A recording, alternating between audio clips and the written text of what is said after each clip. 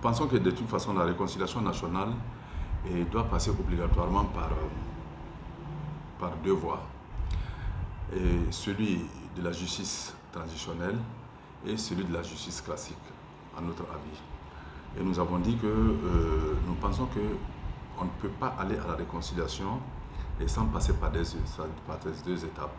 Parce qu'il y a des dossiers emblématiques, comme par exemple vous avez en fait le dossier de Thomas Sankara, de Norbert Zongo, qui ne peuvent pas se régler forcément au niveau de la justice transitionnelle, et d'où leur sort peut relever de la justice classique.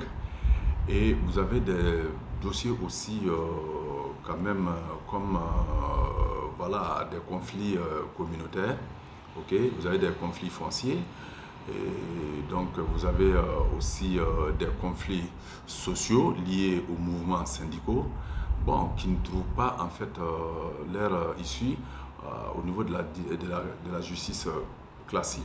Vous comprenez un peu?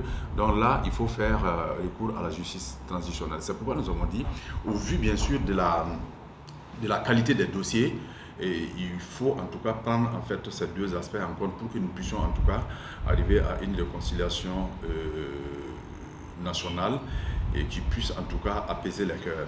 Mais vous voyez, la réconciliation aussi,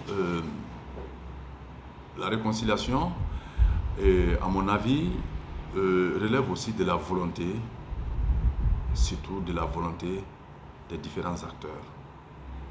Alors, donc, je pense que d'abord, pour aller à la réconciliation, d'abord, il faut que chacun se mette dans la tête que nous partons pour nous faire pardon, pour dire tout ce que nous avons sur le cœur, tourner la page et regarder l'avenir avec une autre chose, une autre vision, ok?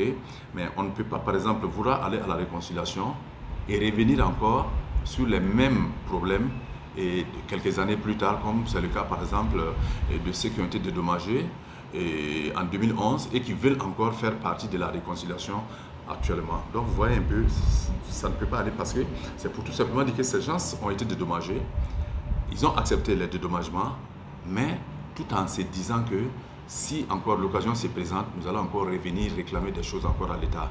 Donc ça ne fait pas honnête, c'est malhonnête pour nous, c'est malhonnête, c'est pas sincère.